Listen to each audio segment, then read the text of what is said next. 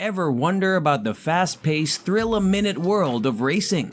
Who's leading the pack and who's hot on their trail, vying for the lead? This year has seen some surprising shifts in momentum, but who's really steering the future of the race? Let's find out.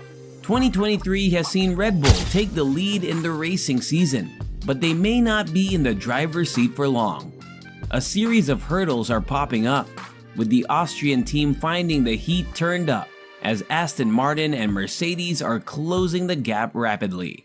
The race in a fortnight might be packed with adrenaline as rival teams are gearing up with enhancements to showcase at Silverstone. Moreover, a dip in performance from Paris has left Red Bull dependent on just one driver. This wasn't a problem before, but it could become a big drawback when the UK GP comes around. Could this be the start of Red Bull's downfall? Aston Martin and Mercedes are showing they're not to be taken lightly after bouncing back quickly. Red Bull may have had other teams on edge with their impressive performance earlier this year, but it seems the tides are turning. The recent performance of Perez has given the rivals an opportunity to collect more points, and this advantage could grow even bigger soon. The future of the race is now looking less predictable and certainly more exciting. In the cutthroat world of racing, Mercedes has reinvented their approach to their car, a move that's propelled Hamilton to podium finishes in back-to-back races. In Barcelona, Mercedes rose to the top, beating all competitors except Max Verstappen.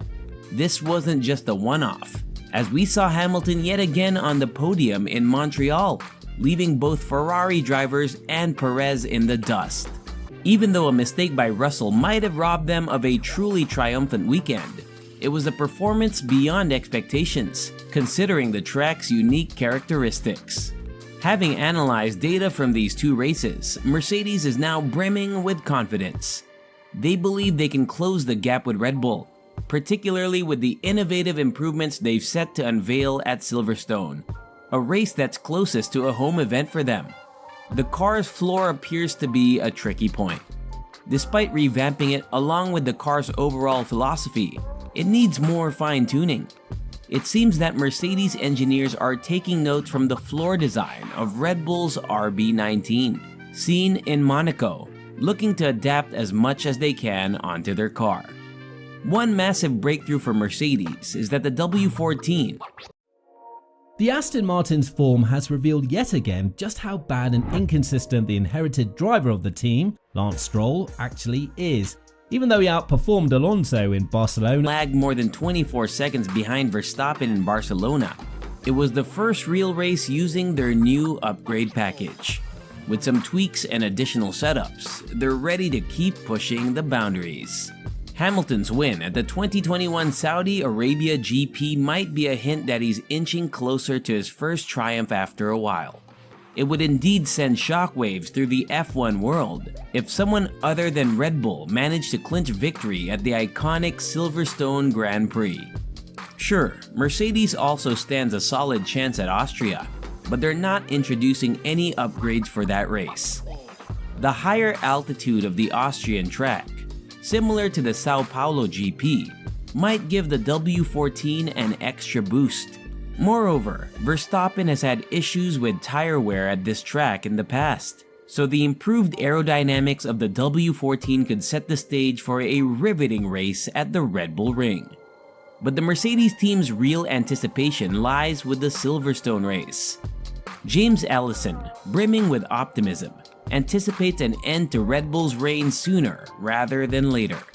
The seasoned chief technical officer at Brackley Base has hinted at a slew of W14 enhancements throughout this season.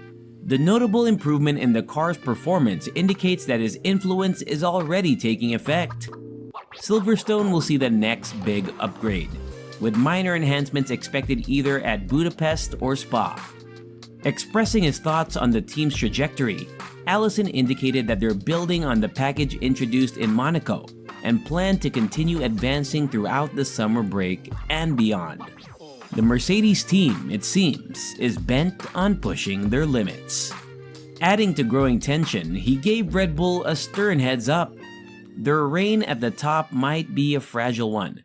Now that other teams have a grip on what needs to be done, they can make good use of the extra wind tunnel time to improve their aerodynamics, which seems to be the secret to Red Bull's edge over the rest. Allison also shed light on how his team is relentlessly working to make the W14 a real contender in the race. He stated, "We're going to better our car with every passing week. We're crystal clear about our goal. Red Bull doesn't have some divine right to lead. Their position is hard-earned. They've worked exceptionally well to get there. If we can do an equally good or even better job, we'll claim that spot." This idea is incredibly invigorating once you wrap your mind around it. We're all fired up to turn this thought into reality. We can't ignore the evident shift in Mercedes' mindset after their upgrades delivered as anticipated. It's heartening for them and makes the sport more exciting for us fans. But it's not just Mercedes that's turning up the heat on Red Bull. Aston Martin, a recent entrant in the fray, is also causing some worry for Red Bull about their possible one-team, one-man season. Alonso, with his staunch warnings, has declared his intent for the second spot in the championship and race victories. The prospect of a championship is knocking on the doors of the Silverstone-based team. Lawrence Stroll has invested heavily to get the team to where it is today, but it's clear that this is not his ultimate goal, as he has his sights set on their first race win since their rebranding in 2021. Alonso has managed to narrow down Verstappen's race lead to just about 9 seconds, something Hamilton couldn't do in Barcelona. You might argue that Verstappen was taking it easy and Alonso was pushing like it's a qualifying lap to dodge a fight with Hamilton. But considering the aero time that Aston Martin has, it makes one wonder where the green team's limit lies. The Austrian team has reasons to be wary. Just under 20 seconds. On lap 55, at the point where Fernando left the pits, having just put on the medium tyres, you can see on this screenshot with him coming out of the pits that he is just under 26 seconds behind Red Bull. Aston Martin has strategically employed many of the available engineers, spearheaded by ex-Red Bull Aero chief Dan Follows. With greater latitude at Aston Martin, Follows is turning the AMR 23 into a marvel. Aston Martin first brought their improvements to Canada. The results were promising, with Alonso finishing in second place and Stroll rising from 16th to 10th, eventually moving up to 9th and adding 2 precious points to the team's tally. Stroll's performance is being closely scrutinized. It's not easy to overtake when stuck in a DRS train, but according to team principal Mike Crack, the Canadian Grand Prix showed that their improvements worked, and they can now compete with Red Bull on similar tracks. When asked about the upcoming high-speed races at the Red Bull Ring and Silverstone, Crack expressed eagerness to match up with the RB19. "I'm not worried because our recent upgrades seem effective," he explained. "We have several high-speed corners coming up, and we've improved our car's performance in those conditions. Even though Montreal doesn't have many high-speed corners, we're actually looking forward to these types of tracks, as they'll truly test Red Bull's strength and help us understand how much we need to improve."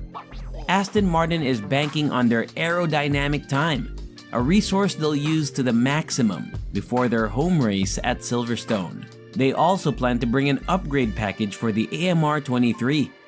As it stands, all teams, except for Aston Martin, have borrowed from Red Bull's innovative designs. Although Aston Martin has a unique approach to the side pod design, which seems to work exceptionally, and this advantage could grow even bigger soon. The team that's been giving Perez a run for his money is dealing with consistency issues, not problems with their car. At this stage, it may seem strange to say, but in terms of raw speed and vehicle strength, Ferrari might be closest to Red Bull. They were the only team that didn't need a major redesign due to the 2022 rules. However, being Ferrari, they're struggling to fix their issues responsibly. Now, the pressure is on Mercedes and Aston Martin to give Red Bull a run for their money, something we see happening at Silverstone. Red Bull doesn't have as much aero time as these competitors, which means they might have to test any upgrades directly on the racetrack, a risky move that could impact the RB19's performance. So as the competition tightens, who do you think has the best shot at toppling Red Bull? Mercedes or Aston Martin? Or could Ferrari surprise us all? Share your predictions in the comments below.